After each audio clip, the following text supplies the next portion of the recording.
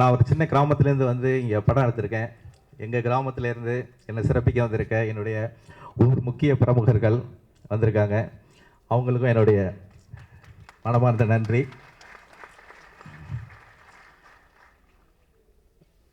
நிகழ்ச்சி குறைந்த அளவே இருக்கிறதுனால சின்ன விஷயங்கள் மட்டும் சொல்லிக்கிறேன். நான் படம் எடுக்க வரும்பொழுது நான் வந்து ஆக்சுவலாக கப்பல் கட்டும் துறையில் வந்து ஒரு தொழில் பண்ணிகிட்டு இருக்கேன். ஸோ படம் எடுக்க வரும்பொழுது அதுவும் இது மாதிரி ஒரு தொழில் தானே, பண்ணலாம் அப்படின்னு நினச்சி வந்தேன். ஆனால் இங்கே வந்த பிறகு தான் படம் எடுக்கிறதுனா பணம் வச்சுருக்கேன், எல்லோரும் எடுக்க முடியாது அப்படின்னு தெரிஞ்சு. அது மாதிரி இப்போ பார்த்தீங்கன்னா அரசியல் அப்படின்னா அரசியல் தெரிஞ்சால் போகிறோம். ஒரு தொழில் தொடங்குறதுக்கு அந்த தொழில் சம்பந்தமான ஒரு டெக்னிக்கல் இருந்தால் போகிறோம். ஆனால் சினிமா பண்ணுறோம்னா எல்லாமே தெரியணும். இப்போ வந்து அரசியல் தெரியணும், டெக்னிக்கல் தெரியணும், தொழில் தெரியணும், எல்லாத்துக்கும் மேலே பணம் வேணும். இது எல்லாமே இருந்தால் தான் சினிமா பண்ண முடியும். அப்படிங்கிற ஒரு பெரிய ஞானத்தை கற்றுக்கிட்டேன் இந்த இண்டஸ்ட்ரியில் வந்து. ஸோ இங்கே வரும்பொழுது சினிமா எடுக்க நான் சொன்ன மாதிரி பணம் எடுக்கிற எல்லாருமே வந்து படம் எடுக்க வர்றதில்லை. ஏன்னா படம் எடுக்கிறதுக்கு வந்து பணம் மட்டும் பார்த்தாது, அதுக்குள்ள ஒரு பேஷன் வேணும், அதுக்குள்ள ஒரு கலை ஆர்வம் வேணும். அந்த ஆர்வம் எனக்கு சின்ன வயசில் இருந்ததுனால தான் இந்த துறையில் வந்து எப்படியாவது ஏதாவது செய்யணும்னு நினச்சிட்டு இருந்தேன். ஸோ என்னால் நடிக்க முடியாது, இல்லை டைரக்ஷன் பண்ண முடியாது, சரி ப்ரொடியூஸ் பண்ணலாம் அப்படின்னு இந்த துறையில் வந்தேன். ஸோ இங்கே வந்த பிறகு ஒரு தொழிலுக்கு உண்டான எல்லா அம்சங்களும் இருக்குது. ஆனால் சில ஏதோ ஒன்று மிஸ்ஸிங் இருக்குது அப்படின்னு நான் தெரிஞ்சுக்கிட்டேன். அந்த ஒன்றுனா எல்லா தொழில்லையும் ஒரு ஆதாரம் வந்து அந்த தொழிலோட நம்பிக்கை. இந்த தொழிலில் வந்து அந்த நம்பிக்கை கொஞ்சம் குறைவாக இருக்குங்கிற மாதிரி என்னோட அனுபவம். ஏன்னா ஒவ்வொரு இடத்துலையும் இந்த ப்ரொடியூசரை புதுசாக வர்றவங்க வந்து சொந்தமாக அனுபவப்பட்டு தான் கற்றுக்க வேண்டியிருக்கு. அதை சொல்லிக் கொடுக்கறதுக்கு இன்ஸ்டியூட்டோ இல்லை அனுபவப்பட்டவங்க சொல்கிறாங்க, ஆனால் அதை ஏற்றுக்கிற மனநிலைமையில் நம்ம இருக்கோமா என்னன்னு தெரியல. இருந்தாலும் இதையெல்லாம் தாண்டி இந்த துறைக்கு வரும்பொழுது எனக்கு ஒரு 10% அனுபவம் இருந்தது எனக்கு தொழிலில். அப்படின்னா இப்போ நான் வந்து இந்த ஆடியோ ரிலீஸை பண்ணுறது மூலம் பூரணமாக தொழிலை கற்றுக்கிட்டேன்னு தான் நினைக்கிறேன். ஸோ இந்த படம் வெற்றி அடைய உங்களுடைய ஆதரவும் மீடியா நண்பர்களுடைய ஆதரவும் கண்டிப்பாக வேணும். ஏன்னா என்ன மாதிரி புது ப்ரொடியூசர்கள் இங்கே வந்து எவ்வளோ கஷ்டப்பட்டு ஒரு படத்தை வெளியிடறாங்கங்கிறது உங்களுக்கு நல்லா தெரியும். அதுக்கு உங்களோட ஆதரவு கொடுங்க. இன்னும் மேலும் நாங்கள் வந்து நிறையா ப்ரொடக்ஷன் பண்ணணும் அப்படிங்கிற மாதிரி கம்பெனியை வந்து ஒரு கார்ப்பரேட் லெவலில் கொண்டு வரணும் அப்படின்னு பிளான் பண்ணி எல்லா வேலையும் செஞ்சிட்ருக்கோம். இவ்வளோ கற்றுக்கிட்டேன். இதில் எப்படி ஜெயிச்சு வரணுங்கிற எண்ணம் வெறி இருக்கோ அது மாதிரி நிறைய இண்டஸ்ட்ரியில் படம் எடுத்து ஒரு நல்ல ப்ரொடியூசருங்கிற ஒரு ஸ்டேட்டஸ் வரணுங்கிற எண்ணத்தோடு இந்த கம்பெனியை தொடங்கியிருக்கேன். கடைசியாக வந்து சின்ன விஷயம் சொல்லிக்கிறேன். நான் ஒரு 20 வருஷத்துக்கு முன்னாடி மேன் பவர் சர்வீசஸ் பண்ணிட்டு இருந்தேன், ரெக்ரூட்மெண்ட் சர்வீசஸ் லைசன்ஸ் வச்சு பண்ணிட்டு இருந்தேன். அப்போ வந்து எனக்கு துபாயிலேருந்து விசா கொடுத்தவர் ஒருத்தர் வந்து போலி விசாவை கொடுத்து ஏமாத்திட்டார். அவங்களுக்கு வந்து நான் ஒரு 4-5 பேருக்கு ஒரு 5 லட்சம் ரூபாய் காசு கொடுக்கணும். அந்த சூழ்நிலையில் பார்த்தீங்கன்னா என்கிட்ட காசு இல்லை. இதே சென்னையில் தான் ஒரு சேட்டு வந்து எனக்கு ஒரு 35,000 ரூபாய் காசு தரணும். அவர் என்ன பண்ணார், நீங்கள் ஃபோன் பண்ணி ஹைகோர்ட் வளாகத்துக்கு வந்துடுங்க, நான் தந்துடுறேன் அப்படின்னாரு. நான் ஹைகோர்ட் வளாகத்துக்கு போனேன். அங்கே பார்த்தா ஒரு 5-6 ரவுடிங்களோட உட்காந்துருந்தார். நான் கேட்டேன், இதுக்கு என்னை வர சொல்லிட்டு ரவுடி கூட வச்சுருக்கீங்க அப்படின்னு. இல்லை உனக்கு காசுலாம் தர முடியாது அப்படின்னு சொல்லி ஒரு வழியாக பஞ்சாயத்து பண்ணி இது முடிஞ்சிச்சுன்னு வச்சுங்களேன். முடிஞ்சு போகும்பொழுது அந்த சேட்டு வந்து என் தோளில் கை போட்டு ஒன்று சொன்னார். அவரோட பாஷையில் சொன்னார், சந்திரன் நிம்பல் கடல்லே காசை போடுறான், கரையிலே தேடுறான், கடல்லே போட்டா கடல்லே தேடுங்கோ அப்படின்னாரு. அது மாதிரி என்னோட படத்தை சினிமாவில் போட்டிருக்கேன், இங்கே தான் தேடுவேன், இங்கே இருந்து சாதிப்பேன்னு சொல்லி என்னுடைய உரையை முடிச்சுக்கிறேன். நன்றி, வணக்கம். Hi, I'm just going to make this really short. Firstly, thank you everyone for coming here. I'd like to say a very big thank you to everyone who's been a part of the team, especially the producer, the director, all my co-stars, everyone I've shared screen space with. Thank you for making the journey so easy for me since I was so withdrawn. I didn't really know much about the Tamil cinema or the language. So thank you for easing out the whole process for me, and thank you for making it so easy for me. And all the best to everyone. Thanks. Well, sir, எல்லாருமே வந்து இண்டஸ்ட்ரியில் இருக்க கஷ்டங்கள் பற்றிலாம் எல்லாமே சொல்லிட்டு இருந்தாங்க. But என்னை பொறுத்த வரைக்கும் ஒன்றே ஒன்று தான், நோ பெயின் நோ கெயின். நானும் ஒரு படம் ப்ரொடியூஸ் பண்ணிட்டேன், உங்களோட வழியை நானும் ஷேர் பண்ணிக்கிட்டேன். பட் எல்லாத்தையும் மீறி இந்த வழியிலையும் ஒரு சுகம் இருக்குது. அந்த சுகத்தை தேடி தான் நம்ம போயிட்டுருக்கோம். நான் ஒரு சேயிங் இருக்குது, கீப் ஆன் ட்ரீமிங் அந்த ட்ரீம்ஸ் வில் கம் ட்ரூ அப்படின்னு. நம்ம கனவு காணணும், அந்த கனவு வந்து ஒரு நாள் நிறைவேறும். நம்ம வந்து கரப்ஷன் இருக்கும் அப்படின்னு சொல்கிறோம். கரப்ஷன் நம்மளேருந்து தான் ஆரம்பிக்குது. ஸோ நம்ம எல்லாருமே அது இது இருக்கணும். இந்த இண்டஸ்ட்ரியில் மட்டும் இல்லை, எல்லா இடத்துலையும் இருக்குது. பட் எஸ், இங்கே வழி வந்து நம்மளுக்கு அதிகமாக தெரியுது. இது எல்லாத்தையும் தாண்டி எனக்கு அருமைச்சந்திரன் சார் வந்து சொன்ன மாதிரி எல்லாம் அவர் வந்து ஒருத்தர் நம்பினார் அண்ட் கூட இருந்தவர் வந்து லெட் டவுன் பண்ணுறாரு. அந்த வழியில் வந்து சில பேர் வந்து விட்டு கொடுத்து போயிடுவாங்க. எனக்கு பிடிச்ச விஷயம், சில பேர் ஜோக்காக சொல்லுவாங்க, என்ஆர்ஐனா நான் reliable Indian, most reliable Indian. I'm very happy about it. அந்த நேரத்தில் ஒரு நல்ல கண்டென்ட்டை லெட் டவுன் பண்ணக்கூடாதுன்னு வந்து முழு மனசு போட்டு ஒரு என்ன சொல்ல ஒரு நல்ல அவுட்புட் கொடுத்துருக்காரு. அண்ட் ஐ திங்க் அதுக்கான பரிசு வந்து இயக்குனர் சூரிய பிரபாகர் அவர்கள் வந்து நல்ல படத்தை கொடுத்துருக்காரு, எனக்கும் தயாரிப்பாளருக்கும். இந்த படத்தில் வந்து ஒரு பெரிய ஒரு சாட்டிஸ்ஃபேக்ஷன் என்ன அப்படின்னா, படம் ரொம்ப நல்லா வந்திருக்கு. இட்ஸ் பியூட்டிஃபுல் ஸ்கிரிப்ட், விஷுவலாகவும் ரொம்ப பியூட்டிஃபுல்லாக வந்திருக்கு. ஸோ எதனா தவறுகள் நடந்திருந்தாலும் அந்த தவறுகள் எல்லாமே வந்து நல்ல கதையிலையும் நல்ல படத்துலையும் வந்து மறந்துடலாம். எனக்கு இந்த நல்ல கதையை கொடுத்தது இயக்குனர் ராஜேஷ் சார். நான் ஒரு ஆர்டிஸ்ட் நல்லா வரணும் அப்படின்ற ஒரு எண்ணம் இருக்கணும். ஸோ அந்த சஜஷன் கொடுத்து எனக்கு ஒரு நல்ல கதையை எனக்கு கொடுத்தாரு. I'm very thankful to you sir. I'm very happy to be part of Om சாந்தியும். பியூட்டிஃபுல் ஸ்கிரிப்ட், ரொம்ப என்ஜாய் பண்ணேன். அண்ட் எல்லா நேரத்துலையும் வந்து ஐ திங்க் பிரபாகர் வந்து அதை என்றைக்குமே மைண்டில் வச்சுருக்காரு, உங்கள் மேலே ரிகார்ட்ஸ். என்னை பொறுத்த வரைக்கும் நம்ம எல்லாமே அது ஒரு டீம் ஒர்க் தான். எல்லோரும் ஒன்று சேர்ந்து தான் நம்ம ஒர்க் பண்ணால் தான் வந்து நிறைய தவறுகளை வந்து சரி திருத்த முடியும். நடிக்கிறதுக்கு வந்து ஒரு ஆக்டிங் இன்ஸ்டியூட் இருக்குது, டைரக்ஷனுக்கு ஒரு ஃபிலிம் இன்ஸ்டியூட் இருக்குது, அதே மாதிரி ப்ரொடக்ஷனுக்கும் ஒரு இன்ஸ்டியூட் இருந்தால் ரொம்ப நல்லா இருக்கும். பட் என்னை பொறுத்த வரைக்கும் நத்திங் லைக் ப்ராக்டிக்கல் எக்ஸ்பீரியன்ஸ். எல்லா நடிகர்களும் வந்து என்னோட வேண்டுதல், எல்லா நடிகர்களும் ஒரு தயாரிப்பாளராக மாறணும், ஒரு படம் எடுக்கணும். ஏன்னா அப்போ தான் நம்ம ப்ரொடியூசரோட வழியும் தெரிஞ்சுப்போம். ஏன்னா உண்மையிலே I really felt it after நான் ஒரு படம் எடுத்த பிறகு தான் தெரிஞ்சுக்கிட்டேன். ஏன்னா ஒவ்வொரு வாட்டியும் ஒரு பதில் சொல்கிறது, எல்லாருக்கும் வந்து பதில் சொல்கிறது வந்து ஒரு தயாரிப்பாளர் தான். அது ரொம்ப கஷ்டமான விஷயம். அண்ட் அதே மாதிரி I think the most painful job இவங்க ரெண்டு பேர் தான், ப்ரொடியூசர், டைரக்டர். ஏன்னா சாப்பாடு இல்லைன்னா கூட அந்த வெறும் வயத்தில் வந்து கதை எழுதுறது ரொம்ப கஷ்டம், காட்சிகள் உருவாக்குறது ரொம்ப கஷ்டம். அது நிச்சயமாக ஒரு இயக்குனரால் மட்டும்தான் முடியும். ஏன்னா எனக்கு தெரியும் எத்தனையோ நாள் வந்து சாப்பாடு தண்ணி இல்லாமல் இருப்பாங்க.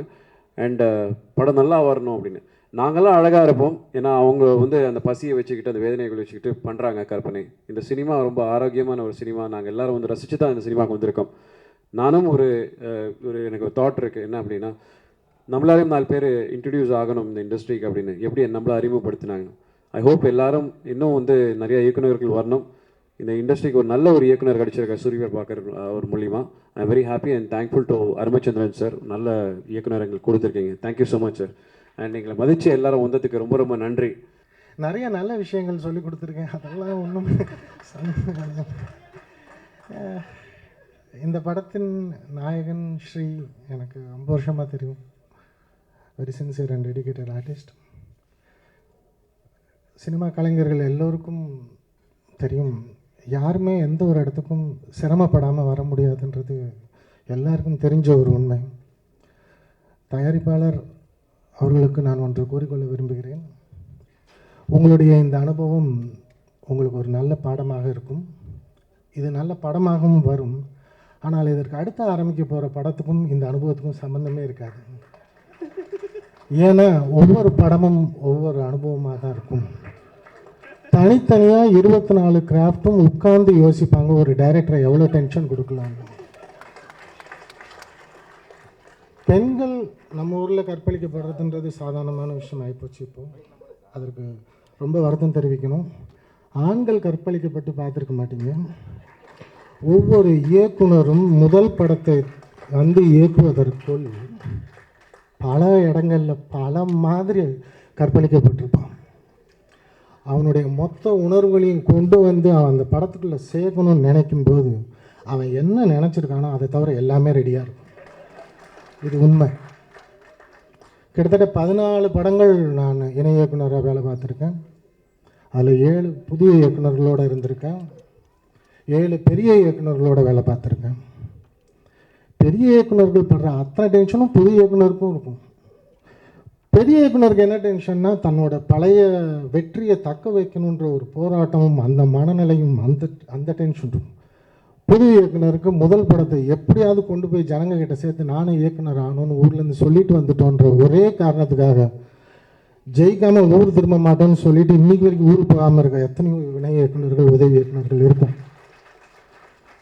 ஊரில் பணம் இருக்கும், வசதி இருக்கும், சாப்பாடு இருக்கும், அதெல்லாம் தூக்கி போட்டுட்டு கலை ஆர்வத்திற்காக தான் நாங்கள் இங்கே வந்து போராடிட்டு இருக்கிறோமே தவிர இயக்குனர்ன்ற அந்த ஒரு பட்டம் வாங்கிறதுக்குள்ள ஐயோ சார் எல்லாருக்குமே தெரியும் சார். ஜெயிச்ச விக்ரமன் முதல் முறையாக இந்தியாவில் அதிக சம்பளம் வாங்கிய எனது செல்வமணி அவர்கள் யாருக்குமே இது மறந்துருப்பாங்க. அதிக சம்பளம் வாங்கிய முதல் தமிழ் திரைப்பட இயக்குனர் இந்தியாவிலேயே எனது செல்வமணி அவர்கள். ஆனால் அதை பற்றிலாம் அவர் கண்டுக்கவே மாட்டார். அவர் எல்லா ஃபங்க்ஷன்லையும் போய் அப்படியே கேஷுவலாக உட்காந்து எல்லாருக்கும் உழைச்சிட்டே இருப்பாங்க. விக்ரமன் சார் ஒவ்வொரு படமும் திருப்பி திருப்பி திருப்பி போராடி தான் அவர் எடுத்து வெற்றி பெற்றிருக்கார். அது என்ன சொல்லணும்னா ஒரு படம் வந்து நீங்கள் போராடினீங்கன்னா கடைசியாக உங்கள் படம் எடுத்து முடிக்கும்போது அந்த டைரக்டர் ப்ரொடியூசர் எல்லாரையும் சிலுவையில் அடிச்சிருவாங்க. அதுக்கப்புறம் நீங்கள் திருப்பி உயிர் தெளிந்து வந்தே தீர வேண்டும். வந்த பிறகு மீண்டும் சிலுவையில் அறைய தயார்படுத்தி கொள்ள வேண்டும். சந்தோஷமும் துக்கமும் ஒரே மாதிரியாக பார்த்தால் நமக்கு எதுவுமே சிறப்பாக இருக்கும் என்று கூறி தம்பி பிரபா பற்றி ஒரே ஒரு வார்த்தை சொல்லணும். தம்பி பிரபா, சிவா எல்லோரும் என்கிட்ட வேலை பார்த்தாங்கன்னு சொன்னாங்க. நம்ம யாருக்கிட்டையும் வேலை பார்க்குறது இல்லை. நமக்கு பெரிய டைரக்டர் கடவுள், அவர் கீழே எல்லாருமே வேலை பார்த்துட்ருக்கோம். அப்படி வேலை பார்க்கும்போது நான் பிரபா கிட்ட டைரக்டராக வேலை பார்த்துருக்கேன். ஏன்னா ஆஃபீஸ்க்கு காலையில் கடைசியாக வர்றது அவன் தான். இந்த உண்மை உங்களுக்கு நான் சொல்லணும். ஆனால் அதுக்கு பின்னாடி ஒரு உண்மை இருக்கும். என்னென்னா கடைசியாக ஆஃபீஸ்லேருந்து போகிறதும் அவன் தான். எல்லாருக்கும் எல்லா ஒர்க்கும் பிரித்து கொடுத்துட்டு போவான். காலையில் லேட்டாக வர்றதுக்காக ஒரு புஸ்தக கடையை போய் தேடி பார்த்து எனக்கு புஸ்தகம் பிடிக்குன்றதுக்காக ஒரு புஸ்தகம் வாங்கி ஆனால் இந்த புஸ்தகம் பார்த்தேன் உங்களுக்காக அப்படின்னு ஒரு நடிப்பான். அங்கேயும் ஏதோ ஒரு போராட்டம் இருக்கும். நான் ரொம்ப சீரியஸாக நானே ஒரு சீரியஸ் ஃபிலிம் மேக்கர். நான் பண்ண 2 படம், என்னோடய முதல் படம் தேசிய அவார்டு. அதை எனக்கு வெளியே சொல்லிக்கிறது கூட எனக்கு வாய்ப்பு கிடைக்கல. என்னுடைய படம் தேசிய அவார்டு வாங்கினதுக்கு காரணம் என் கூட உழைத்த என்னோட சுப்பிரமணிய சிவா. நான் எப்படி ஒரு ஸ்கிரிப்டை ப்ரெசென்ட் பண்ணணும்னு நினச்சி எனக்காக கூட எழுதினவன். இவன் ஒவ்வொரு சீனும் எனக்காக ஒவ்வொரு டயலாக்கும் எங்கெங்கேயோ இருக்கும்.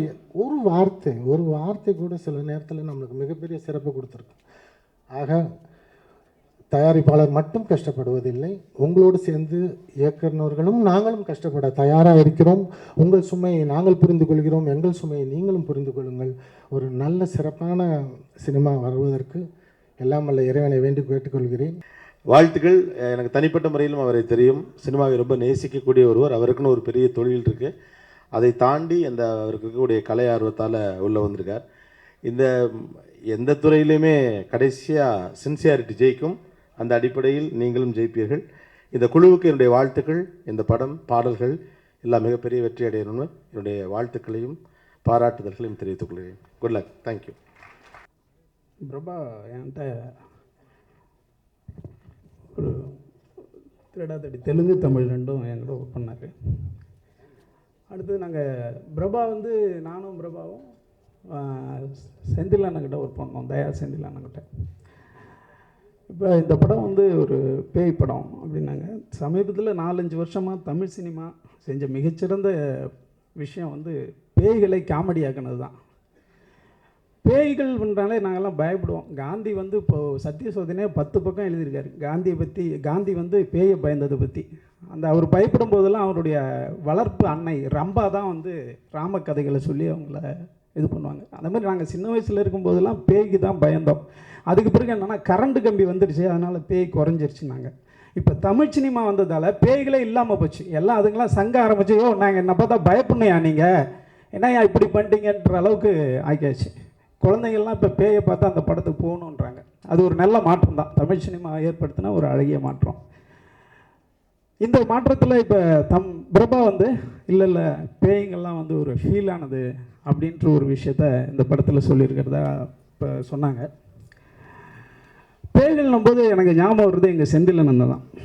தயா ஒர்க் பண்ணிகிட்டு இருக்கும்போது, ஆனால் அது பிரபா எதுலேருந்து எடுத்தான்னு தெரியல, நான் தயா ஒர்க் பண்ணிக்கிட்டு இருக்கும்போது கிளைமேக்ஸ் வந்து சுடுகாட்டில் அது நாங்கள் என்ன பண்ணோம், கிளைமேக்ஸ் எடுத்துக்கிட்டே இருந்தபோது பிரபா ஒரு நாள் என்ன பண்ணால் இந்த செட் அசிஸ்டண்ட் கூடலாம் போயிட்டு இருந்தான். அவனுக்கு கும்பலாக வச்சு என்ன அடிக்கிறான்னு தெரியல, பீடியில் வச்சு அடிச்சுட்டே இருப்பானு. இவன் ஒரு நாள் அவன் கூட போனான். அடுத்த நாள் வந்து சொன்னான், பிரபா சிவா நான் வந்து நேற்று விவேகானந்தரை பார்த்தேன், பரமஹம்சரை பார்த்தேன். டேய் என்னடா சொல்கிற அப்படின்னு. இல்லை மேலே அப்படியே ஃப்ளைட்டில் போகும்போது பக்கத்துலேயே கையை காட்டுறாங்க, என்னடா பேய் கதை சொல்கிற மாதிரி சொல்கிறேன்னு. அது எந்த அளவுக்கு பண்ணியிருக்கான்னு தெரியல. அடுத்தது இன்னொரு சம்பவம் நம்ம செந்தில் நான் இருக்கிறதால சொல்கிறேன். செந்தில் நான் என்ன பண்ணுவாங்க, ஷூட்டிங் முடிச்சுட்டு எங்களை ஒரு காரில் அழைச்சிட்டு போவார். அழைச்சிட்டு போகும்போது என்ன சொல்லுவார்னா, டேய் அப்படியே வரும்போது அந்த தெருவில் ஒரு பழைய வீடு இருக்காடா. நான் உடனே ஆமாண்ணே, இங்கே படுறா, அங்கே அப்படியே பார்க்காத, சைடு கண்ணால் மட்டும் பாரு, 2 பெரியவங்க உட்காந்துருக்காங்க அப்படிம்பாரு. உடனே அண்ணே என்னென்ன சொல்கிறீங்க, டேய் உங்கள் கண்ணுக்கு தெரிஞ்சாலும் தெரிவாங்க, சமயத்தில் தெரியாமலும் இருப்பாங்க. என் கண்ணுக்கு தெரிஞ்சிட்டாங்க, நீங்கள் ஆனால் டக்குன்னு பார்த்துறாதீங்க.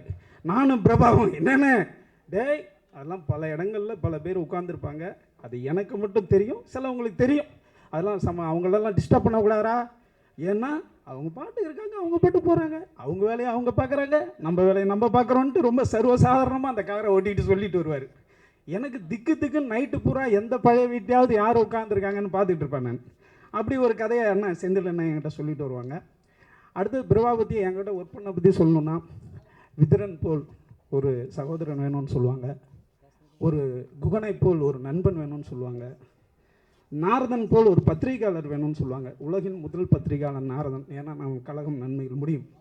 அதே மாதிரி கிருஷ்ணன் போல் அரசியல்வாதி இருக்கணும்னுவாங்க, ஏன்னா அவனுடைய தில்லுமுறை அனைத்தையும் தர்மத்தை நோக்கி இருக்கும். அப்படி ஒரு உதவி இயக்குனர்னால் அது வந்து எனக்கு பிரபா மாதிரி இருக்கணும். ஏன்னா நானே இதெல்லாம் சொல்லுவாங்க, திருடாதி நான் ஒர்க் பண்ணிகிட்டு இருக்கும்போது படம் பார்த்துட்டு அந்த மன்மராசா சாங் வானான்ட்டாங்க. தனுஷுக்கு வந்து உடம்பு சரியில்லை, 104 டிகிரி ஜுரம்ன்றாங்க, என்னென்னமோ காரணம். பிரபா மட்டும் என் கூட போராடிக்கிட்டே இருந்தான். இல்லை சிவா படம் நல்லா இருக்குன்னு சொன்னால் கூட அந்த சாங்கை நம்ம விட்டுறக்கூடாது, அது வேறு அந்த மன்மராசானா அது எது பெட்டுப்படுத்து சாங்க மாதிரி இருக்குது அப்படின்னு சொல்கிறான். அப்படின்னா அதை பொப்புளி ராஜான்னு வேணால் மாற்றிடும், அந்த படத்தை நம்ம எப்படியாவது அந்த சாங்கை எடுத்துடணும் சிவான்னு போயிட்டு போகிறான்னா, என் கூட சேர்ந்து போகிறான்னா, அது பெருந்தன்மையாக எங்கள் ப்ரொடியூசரும் ஒத்துக்கிட்டு அந்த சாங்கை கடைசியாக தான் போயிட்டு எடுத்து ஜாயின் பண்ணோம். ஏன்னா ஒரு உதவி இயக்குனர் வந்து கடைசி வரைக்கும் இயக்குனர் கூட இருந்து போராடுற ஒரு உதவி இயக்குனர் பிரபா. அந்த மாதிரி ஒவ்வொரு விஷயத்துலையும் பர்ஃபெக்ஷன் பார்ப்பான். நான் கூட டேய் விட்றா அப்படின்னா இல்லை சிவா அப்படின்வான். அவன் விஷுவலை பார்க்கும்போது எனக்கு ரொம்ப சந்தோஷமாக இருந்தது. ப்ரொடியூசர் அருமைச்சந்திரனுக்கு இது மிகச்சிறந்த பெருமைப்படுற படமாக இருக்கும். அடுத்தது எப்போதும் போல் அவர் கப்பல் கட்டும் துறையில் இருக்கான்னாரு. ஒரு வைரமுத்து வார்த்தையில் சொல்லணுன்னா, நல்ல அழகாக காதலிக்கிறதுக்கு மறைமுகமும், ஒரு கப்பல் ஒதுங்க துறைமுகமும், அதே போல் இந்த பிரபாவுக்கு இந்த முதல் படம் சிறந்த அறிமுகமாக இருக்கும். ஏன்னா நல்ல ப்ரொடியூசர் கிடச்சிருக்காரு, மிகச்சிறந்த அறிமுக இயக்குனராக இந்த படத்தின் மூலமாக பிரபா வர்றதுக்கு என்னுடைய அன்பு வாழ்த்துக்கள். ஷார்ட் அண்ட் ஸ்வீட்டாக முடிச்சிடுறேன். ஓம் சாந்தியும் ஸ்ரீகாந்த் நல்ல ஃப்ரெண்டு, ரொம்ப வருஷம் ஃப்ரெண்டு. இன்ஃபேக்ட் 2001 ஸ்ரீகாந்த் நான் டான்ஸ்லாம் சொல்லி கொடுத்துருக்கேன், ரோஜா கூட்டம் ஷூட்டிங் ஸ்பாட்டில் போய் சசி சார் படத்துக்கு. ஸோ அப்போலேருந்தே ஒரு சின்ன ஃப்ரெண்ட்ஷிப் டெவலப் ஆகி இப்போது நல்ல ஃப்ரெண்ட். ஸோ கண்டிப்பாக அவரோட போராட்டம் எல்லாருமே இப்போ போராடிட்டுருக்கோம். பட் அதில் வந்துட்டு அவரோட போராட்டம் வந்துட்டு இப்போ வரைக்கும் பார்த்திங்கன்னா வந்துட்டு ரொம்ப நல்லா பண்ணிகிட்ருக்காரு. ஸோ இந்த ஓம் சாந்தியும் சூரிய பிரபாகர் சார் மற்றும் குழுவினர்கள் எல்லாருக்கும் என்னோட மனமார்ந்த வாழ்த்துக்கள். படம் மிகப்பெரிய வெற்றியடைய எல்லாம் இறைவனை வேண்டிக்கிறேன். தேங்க்யூ. அருமைச்சந்திரன் ரொம்ப நல்லா பேசினார். ஆனால் ஒரு விஷயம் சொன்னார், வந்து எல்லா துறையிலும் வந்து ஒன்று இருக்குது, இங்கே வந்து நம்பிக்கை கம்மியாக இருக்குன்னு. அது சொல்லும்போது இந்த திரைப்படத்துறையை சேர்ந்தவனா நான் உண்மையிலே ஒரு அவமானத்தை சந்தித்தேன். ஆனால் அது உண்மையும் கூட தான். அது வந்து இதில் இந்த துறையில் மட்டும் வந்து அந்த நம்பிக்கையை வந்து நம்ம ஏற்படுத்திட்டா, பல்லாயிரக்கணக்கான கோடியை வந்து இன்வெஸ்ட் பண்ணுறதுக்கு உலகம் முழுக்க இருந்து தயாரிப்பாளர்கள் நிறைய பேர் இருக்காங்க. அது இந்த துறையில் இருக்கிற எல்லாருமே அதுக்காக பாடுபடணும் தான் நான் வந்து, ஏன்னா அவர் 2 படம் எடுத்தார், 2 படத்துலையுமே அவருக்கு வந்து அந்த ஞானம் தான் இப்போ வந்து அவரை பேச வச்சுருக்கேன். வாடா போடான்னு ஒரு படம் எடுத்தார், அப்புறம் வந்து இதில் ஒரு படம் எடுத்தார். இப்போ நான் எங்ககிட்ட வந்து ஒரு சின்ன ப்ராப்ளத்துக்கு வந்தார். அப்போ சொன்னார் இது மாதிரி சீட் பண்ணிட்டாங்கன்னு சொன்னார். அப்போ நான் சொன்னேன் சினிமாவை சேர்ந்து யாராவது வச்சிருக்கலாமேன்னு கேட்டோம். அப்போ இல்லைங்க, சினிமாவை சேர்ந்தால் யாராவது ஏமாத்துறாங்கன்னு சொல்லி தான் சினிமா தெரியாத ஒருத்தனுக்கு ஏமாற்றி வச்சோம். அவன் 10% ஏமாத்தினா இவன் 100% ஏமாத்தினாங்க. அதை தயா இவர் நம்ம செந்தில் பேசும்போது இவ்வளோ அழகாக பேசுவார் எனக்கு சொல்ல. நான் அதிக திரைப்படம் சம்பளம் வாங்கின இயக்குனர் சொன்னதுக்காக இல்லை, இயக்குனரை இவ்வளோ அழகாக வந்து நானே வந்து ஒரு 10-15 வருஷம் வச்சு என்னால் வந்து எத்தனை முறை என்னை கருப்பிட்டாங்கன்னு இப்போ அவர் சொன்னவர் தான் வந்து என்னால் உணர முடிஞ்சது. ஒவ்வொரு முறையும் வந்து ஆண்கள் கற்கழிக்கப்படுவது உண்மையாக வந்து திரைப்படத்துறையில் முதல் பட இயக்குனருக்கு இல்லை எல்லா இயக்குனருக்கும் அது நடக்கும். உண்மையாக போராடி தான் வந்து நம்மளுடைய இது வந்து கொண்டு வந்து சேர்க்க முடியுது. அதனால் வந்து இந்த டைரக்டர் கூட இப்போ நான் கேட்டேன், பிரபாகரன் உனக்கு வந்து ஒரு ப்ரொடியூசர் கிடச்சிருக்காரு. உண்மையாக அரும்பிச்சந்திரன்னா அவர் ஜெயிச்சா இந்த திரைப்படத்துறைக்கு ஒரு 1000 கோடி ரூபாய் இன்வெஸ்ட் பண்ணுறதுக்கு இங்கே ஆள் தயாராக இருக்காங்க. ஆனால் அதுக்காகவாவது அவர் ஜெயிக்கணுமா இல்லை நீங்களாம் பார்த்துக்க வேணாமா நான் கேட்டேன். உடனே அவர் சொன்னார், இல்லைண்ணே நான் சொன்னேன் முதல்ல, நான் கூட என்னால் நேரடியாக சொல்ல முடியல. ஏன்னா அவர் வச்சிருக்க ஆள் வந்து இவர் என்ன சொல்கிறாரோ அப்படி தான் அவர் கேட்குறாரு. இந்த ஆள் வந்து உட்காருனா அருமைச்சந்திரன் உட்கார்றாரு, நில்லுன்னு நிற்கிறாரு. அப்போ நான் சொன்னால் என்ன வெளியே தூக்கி போட்டுருவாங்கிற ஒரு நிலைமை இருந்தது. அதனால் என்னால் சொல்ல முடியல. பட் எல்லா தவறும் எனக்கு தெரியும்.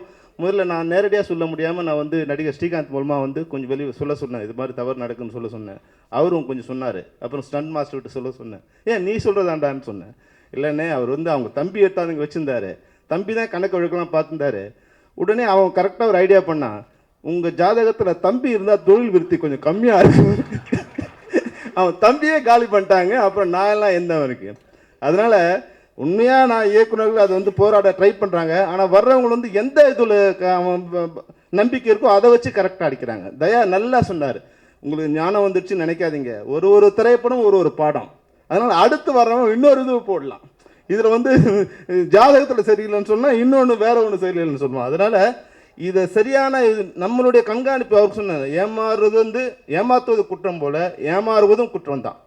ஒரு தடவை ஏமாந்தால் பரவாயில்ல, நீ மறுபடியும் ஏமாந்தினா அது உங்கள் தவறு தான் சார்னு அவருக்கு வந்து சொன்னேன். ஆனால் நாங்கள் ஒரு முடிவு எடுத்திருக்கோம். அதாவது என்னன்னா, இந்த துறையில் என்ன பண்ணுறாங்கன்னா, இது போல் வர தயாரிப்பாளர் இருந்து கார்பரேட்டராக ஆகணும்னு சொன்னார், கார்பரேட் கம்பெனியாக மாறணும்னார். அது மாதிரி ஆகிடாதீங்க. ஏன்னா இந்த துறைக்கு அடுத்தது கார்பரேட் கம்பெனிஸ் தான்.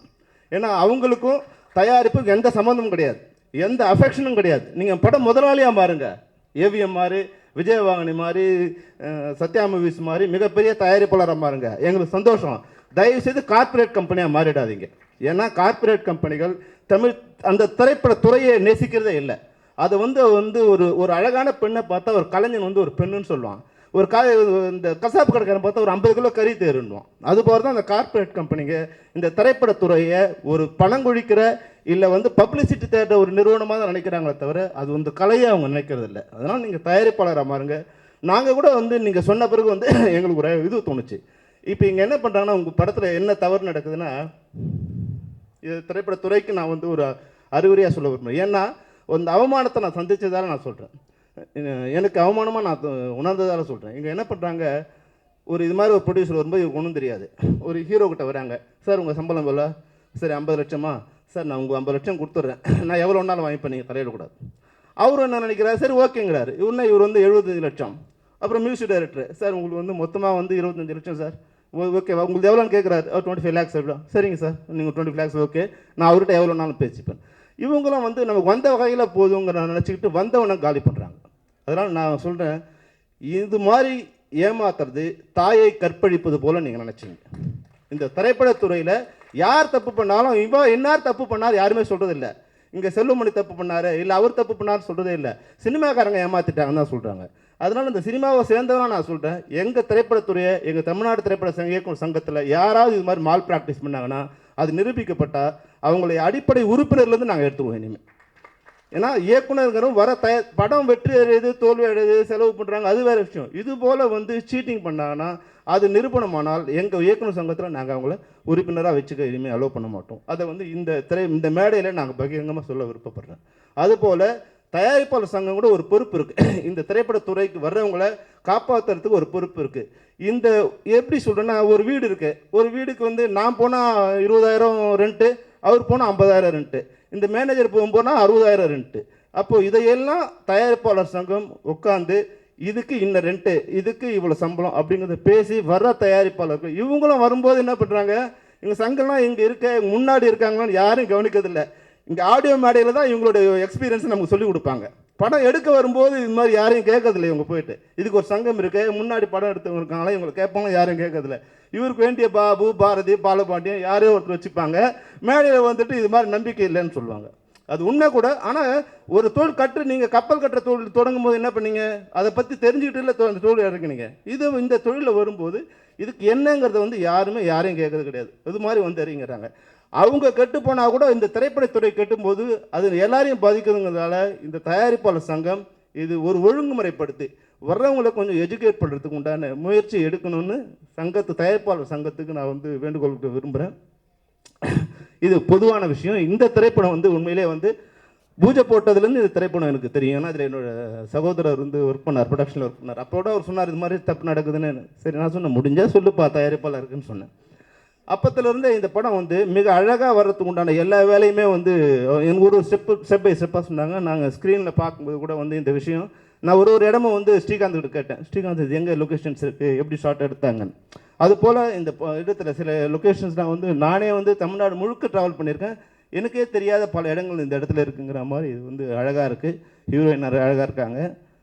இன்னொரு விஷயம் ஸ்ரீகாந்த்னா, ஸ்ரீகாந்த் ரொம்ப அழகாக இருக்கார் அந்த படத்தில். யார் காஸ்டியூம் டிசைன் பண்ணாங்கன்னு தெரியல, அவங்க ஒய்ஃபாக இருப்பாங்கன்னு நினைக்கிறேன். தயவுசெய்து ஹீரோயின் கூட பண்ண சொல்லுங்கள். நீங்கள் மட்டும் அழகாக இருந்தால் பத்தாது, ஹீரோயினும் அழகாக இருக்கணும். இந்த திரைப்படம் வெற்றி பெற்று இது சம்மந்தப்பட்ட அனைவரும், ஏன்னா அருமைச்சந்திரன் எங்களுக்காவது ஜெயிக்கணும்னு நாங்கள் நினைக்கிறோம். அவர் ஜெயிச்சா நிச்சயமாக ஒரு 100 கோடி ரூபாய் இமீடியட்டாக இங்கே இன்வெஸ்ட் பண்ணுறதுக்கு ஆளுங்க தயாராக இருக்காங்க, அவரோட நண்பர்களே. அந்த ஒரு சுயநலத்துக்காவது இந்த படம் வெற்றி அடையணும். பிரபாகர் போன்ற திரைப்பட புதுமுகமும் அறிமுகமாகிற கடின உழைப்பாளிகள் அவர் வெற்றி பெறுவதன் மூலம் தமிழ் திரைப்படத்துறை ஒரு புத்துணர்ச்சியை பெறும். அந்த புத்துணர்ச்சியை பெற வேண்டும் என்று வாழ்த்தி விடைபெறுகிறேன். நன்றி, வணக்கம். இந்த ஃபங்க்ஷன் ஆரம்பிக்கும் போது ப்ரொடியூசர் பேச ஆரம்பித்தார், என்ன ஒரு மாதிரி மொக்க போடுறாரு அப்படின்னு நினச்சேன். ஆனால் அப்படியே யூட்டர்ன் அடித்து ஒரு பெரிய ஃபிலாசபிகளாக அடித்து வாழ்க்கையோட தத்துவங்களை பின்னி எடுத்துட்டு ரொம்ப சந்தோஷமாக இது பண்ணுது. இவர் பேசுனது புரியணும்னா அட்லீஸ்ட் நம்ம ஒரு படம் ப்ரொடியூஸ் பண்ணியிருக்கோம். அப்போ ரொம்ப அனுபவிக்கலாம் அவரோட பேச்சை. நான் எல்லா துறையிலும் இருந்திருக்கேன், ப்ரொடியூஸ் பண்ணியிருக்கேன், டைரக்ட் பண்ணியிருக்கேன், ஆக்ட் பண்ணியிருக்கேன். அதனால் தயா சார் சொன்னதோட மீனிங்கே என்னால் நல்லா ரசிக்க முடிஞ்சது, இவர் சொன்னது என்னால் ரசிக்க முடிஞ்சது. உங்கள் எல்லாரோட நான் ரொம்ப நல்லா என்ஜாய் பண்ணேன் இந்த ப்ரோக்ராம். ஓம் சாந்தி ஓம் படத்துடைய கான்செப்ட், அதாவது ஏதோ ஒரு நல்ல ஆத்மாக்களுக்காக போராடும் ஒருவருடைய கதை அப்படின்னு மட்டும் நல்லா தெளிவாக தெரிஞ்சது. அது நல்ல ஆத்மாக்கள் அந்த அந்த அந்த சோர்ஸ்லேருந்து பார்த்தீங்கன்னா இன்றைக்கி எல்லாருமே நல்ல வாழ்க்கையை பற்றி நல்ல விஷயங்களை பற்றி நிறையா பேசிட்டு இன்றைக்கி இது ஒரு ஆடியோ ரிலீஸ் மாதிரி இல்லாமல் ஒரு வாழ்க்கையில் ரொம்ப ரொம்ப நல்ல விஷயங்களை சேட் சேட்டிங் மாதிரி ஆகிப்போச்சு. ஒரே ஒரு விஷயம் என்னென்னா, எல்லாருமே ப்ரொடியூசர்ஸாக நீங்கள் ஒரு இது அனுபவம் நீங்கள் சொல்கிற விஷயம் ரொம்ப நல்லது. ஆனால் என்ன அப்படின்னா, இந்த உலகத்தில் கெட்டவனாக இருந்தால் ஆண்டவன் அழிச்சிருவான், நல்லவனாக இருந்தால் கூட இருக்கவனெலாம் அழிச்சிருவான். அதனால் கெட்டது தெரிஞ்ச நல்லவனாக இருக்கணும், அதுதான் முக்கியமான விஷயம். அது எப்படின்னா கார்பரேட் அதாவது இவர் சார் சொன்ன மாதிரி கார்பரேட்டாகவும் போக முடியாது. ஒரு ஃபுட்வேரில் போய் ஃபுட் வாங்குகிறோம், ஒரு இந்த 4 கத்திரிக்காய் கையில் எடுத்துக்கிட்டு ஒரு 2 பேக் எடுத்துகிட்டு இதா 1 kg இருக்கும் வச்சுக்கோ, இந்த இவ்வளோ காசுன்னு கொடுக்க முடியாது. தராசில் போடணும், அதை நிறுக்கணும், அதுக்கு என்ன காசோ அதை கொடுக்கணும். அந்த வேலையை எல்லாரும் பண்ணணும்.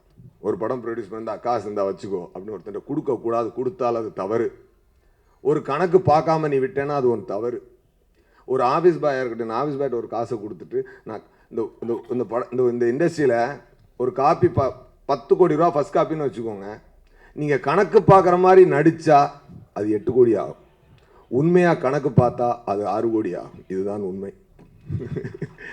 அதனால் மற்றவங்களை தப்பு செய்கிறதுக்கு நம்மளும் தூண்டுறோம், தப்பு செய்யாமல் பார்த்துக்க வேண்டிய நம்மளுடைய பொறுப்பு. நீ நல்லவனாரு கெட்டவனாரு, ப்ரொஃபஷனலிசத்தை மெயின்டைன் பண்ணு. ஒரு கம்ப்யூட்டருக்கு என்ன இருக்கும், ஒரு கம்ப்யூட்டர் என்ன பண்ணும், நீ கரெக்டாக அந்த கீ அமுக்குனா தான் அந்த நோட்டு போய் அதில் உட்காரும். அதே மாதிரி நீ கரெக்டாக கணக்கு கொடுத்தா தான் கணக்கு. ப்ரொடக்ஷன் 2 மணி நேரத்து வேலைங்க. காலையில் 1 hour என்ன நடக்க வேண்டும், மறுநாள் என்ன ஈவினிங் என்னென்ன கொடுக்கப்பட்டதை சரியாக செட்டில் பண்ணப்பட்டதா. இந்த 2 விஷயத்தை சரியாக பண்ணாத வரையில் மற்றவனை நம்ம தப்பு சொல்லவே முடியாது, தப்பு சொல்லக்கூடாது. அது ஒரு விஷயம். அப்புறம் இன்னொன்று, மிஸ்டர் பிரபாகர் என்ற அசிஸ்டண்ட்டாக ஒர்க் பண்ணார். மோர் தென் அசிஸ்டன்ட்ன்றோட என்னோடய ஃப்ரெண்டுன்னு தான் நான் சொல்லுவேன். ரொம்ப நல்ல பையன். அவங்க அம்மா நான் மீட் பண்ணியிருக்கேன்.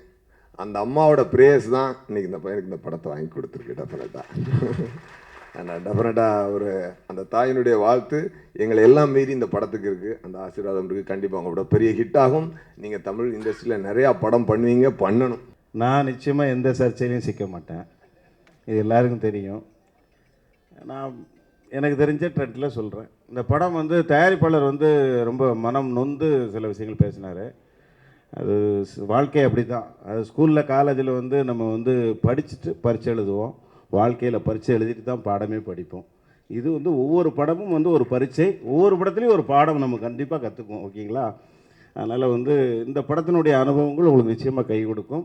உங்களுக்கு வந்து அந்த படம் இந்த படம் ஒரு கிட்டத்தட்ட ஒரு 3-4 மாதங்களுக்கு முன்பு நிறைய உதவி இயக்குனர்கள், நிறைய திரைப்படத்துறை சம்மந்தப்பட்ட பல பேர், நான் வந்து எல்லா தரப்பினரையும் டெய்லி சந்திக்கக்கூடியவன். எல்லாரும் என்னை பார்த்து, சார் இந்த ஓம் சாந்தி ஓம்னு ஒரு படம் சார் ரொம்ப சூப்பராக வந்திருக்கு அப்படின்னு பல பேர் என்கிட்ட சொன்னாங்க. எனக்கு அப்படியே அந்த படம் மேலே ஒரு ஆர்வம். அதில் யார் நடிக்கிறார், ஸ்ரீகாந்த் நடிக்கிறாருன்னு கூட எனக்கு தெரியாது, படத்துக்கு டைரக்டர் யாருன்னு தெரியாது, ப்ரொடியூசர் யாருன்னு தெரியாது. அந்த படம் நான் ஓம் சாந்தி ஓம்னு கேட்டு எனக்கு அப்படியே பழகிடுச்சு. சில படங்கள் தான் இந்த போஸ்ட் ப்ரொடக்ஷன் நேரத்தில் ரொம்ப நல்ல டாக் வந்த படம். இந்த ரீசெண்ட் 10 இயர்ஸில் காதல், வழக்கு எண் 18/9, மைனா போன்ற சில படங்கள் தான் இந்த போஸ்ட் ப்ரொடக்ஷன் நேரத்தில் எல்லாருமே படம் ரொம்ப நல்லா வந்திருக்கு சார், ரொம்ப நல்லா வந்திருக்குன்னு சொல்லுவாங்க. அது மாதிரி இந்த ஓம் சாந்தி ஓம் படம் நல்லா வந்திருக்குன்னு பல பேர் என்கிட்ட சொன்னாங்க. அதுக்கப்புறம் பார்த்தா இப்போ ஓம் சாந்தி ஓமில் சில பிரச்சனைகள், படம் அவர் அருமைச்சந்திரன் கூட இருந்த ஒருத்தர் நண்பரே வந்து படத்தில் நிறைய கையாடல் பண்ணி நிறைய பிரச்சனைகள் வந்து அது சமமாக எங்கள் யூனியன் கூட அவர் வந்தார், அருமைச்சந்திரன் அவர்கள். அதனால் வந்து இந்த படம் வந்து ரொம்ப நல்லா வந்திருக்கு. நிச்சயமாக அது ஒரு மிகப்பெரிய வெற்றி படமாக இருக்கும். இந்த கவலைகள்லாம் மறந்துட்டு தொடர்ந்து தமிழ் சினிமாவில் நீங்கள் ஒரு பெரிய தயாரிப்பாளராக வரணும். நீங்கள் செல்வமணி சொன்ன மாதிரி கார்ப்பரேட் நிறுவனங்கள் வந்தது இருந்த இடமே தெரியாமல் காலியாக போயிடுச்சு. ஆனால் இன்னும் ராமாநாயுடு சார் படம் எடுத்துக்கிட்டு இருக்காரு, கிண்ண சாதனையை ஏற்படுத்தியிருக்காரு. உலகத்திலேயே அதிக படம் ப்ரொடியூஸ் பண்ண ப்ரொடியூசராக இங்கே ஏவிஎம் இருக்காங்க, 165 படம் எடுத்திருக்காங்க. Super good films. நான் ஃபஸ்ட்டு படம் நான் தான் அந்த கம்பெனிக்கு பேரே வச்சேன், டைரக்ட் பண்ணேன். நான் 16 படம் தான் எடுத்திருக்கேன், அவங்க 90 படம் எடுத்து முடிச்சிட்டாங்க. இன்றைக்கி அவர் எங்கேயோ இருக்கிறாரு. அதனால் வந்து நீங்களும் அதுபோல் மிகச்சிறந்த ஒரு தயாரிப்பாளராக வரணும். நண்பர் இயக்குனர் பிரபாகர் வந்து அந்த பாடல் காட்சியை நான் இதுக்கு முன்னாடியே பார்த்தேன். ஒரு 10 நாளைக்கு முன்னாடியே எனக்கு வந்து அவர் வந்து லேப்டாப்பில் போட்டு காமிச்சார். ரொம்ப எக்ஸலண்ட்டாக இருக்குது. ஏன்னா கம்போடியா அங்கோர் வாட்டெலாம் நான் போயிருக்கேன், அதில் ரொம்ப அழகாக ஃப்ரேம் பண்ணியிருக்காங்க. அந்த சிங்கப்பூர் சாங்ஸ் ரொம்ப நல்லா இருக்குது. செல்வமணி சொன்ன மாதிரி ஃபஸ்ட்டு அந்த சாங் பார்க்கும்போது எனக்கு காஸ்டியூம்ஸ் ரொம்ப பிடிச்சிருந்தது. அது செல்வமணி அதை பாராட்டியிருக்கிறாரு. பட் ஹீரோயினுடைய காஸ்டியூமும் நல்லா இருக்குது. அதனால் வந்து எனக்கு தமிழ் தெரியாது அப்படின்றதுக்காக சொல்ல வேண்டாம், அந்த பொண்ணு காஸ்டியூம் நல்லாயிருக்கு. ஓவரால் இந்த காஸ்டியூம் டிசைனர் யாருன்னு தெரியல, அவங்களுக்கு என்னுடைய வாழ்த்துக்கள். மியூசிக் டைரக்டர், கேமராமேன் ரொம்ப நல்லா பண்ணியிருக்காரு. எஸ்பெஷலி கம்போடியா சாங்ஸில் பேக் லைட்லேயே நிறைய ஷூட் பண்ணியிருக்காரு. அவருக்கும் என்னுடைய வாழ்த்துக்கள். நிச்சயமாக அந்த படம் ஒரு மாபெரும் வெற்றி படமாக அமையும். இதே சத்யம் தியேட்டரில் அந்த படத்துக்கான வெற்றி விழாவை நடத்தி அந்த விழாவில் நாங்கள் கண்டிப்பாக கலந்துக்குவோம். வாழ்த்துக்கள். ஆக்சுவலாக இண்டஸ்ட்ரியில் நிறைய ஃப்ரெண்ட்ஸ் இருக்காங்க. ஸோ எனக்கு நிறைய ஃப்ரெண்ட்ஸ் இருக்காங்க. அதில் ரொம்ப முக்கியமான ஃப்ரெண்ட் வந்து பிரபாகர். நிறைய ஸ்கிரிப்ட்ஸ் பேசியிருக்கோம், டிஸ்கஸ் பண்ணியிருக்கோம். ஸோ அடிக்கடி அவர் சொல்கிற விஷயம் என்னென்னா, நான் எப்போ பண்ணாலும் ரொம்ப ஸ்டாண்டர்டான ஒரு கமர்ஷியல் படம் பண்ணோம் சார், அது லேட்டான கூட பரவாயில்ல, நான் வெயிட் பண்ணுறேன்னு சொன்னார். ஸோ இன்றைக்கி வெயிட் பண்ணி இந்த படம் அவர் பண்ணியிருக்காரு. அப்புறம் ஸ்ரீகாந்துக்கு வந்து தேங்க்ஸ். ஏன்னா அவர் சொன்னார் இந்த மாதிரி சார் இந்த கதை வந்து ஸ்ரீகாந்த் நல்லா இருக்கும் ராஜேஷ், நீங்கள் பேச முடியுமான்னு கேட்டார். ஸோ நான் பேசினேன். ஸ்ரீகாந்த் உடனே ஒத்துக்கிட்டு இந்த கதை கேட்டு இந்த படம் பண்ணியிருக்காரு. ஸோ என் ஃப்ரெண்டுக்காக ஒத்துக்கிட்டதுக்கு ரொம்ப ரொம்ப தேங்க்ஸ் ஸ்ரீகாந்த். அப்புறம் இந்த ப்ரொடியூசர் நான் மீட் பண்ணேன் அந்த ஃபஸ்ட் டே பூஜை. சார் பழசெல்லாம் மறந்துடுங்க சார், எல்லாம் நல்லபடியாக நடக்கும். ஸோ கண்டிப்பாக அந்த படம் பெரிய வெற்றி அடையும். ஸோ இந்த டீம் எல்லாருக்கும் என்னுடைய வாழ்த்துக்கள். தேங்க்யூ. யூடியூப் நேயர்கள் அனைவரும் ரெட் பிக்ஸை சப்ஸ்கிரைப் பண்ணுங்கள். வாழ்த்து.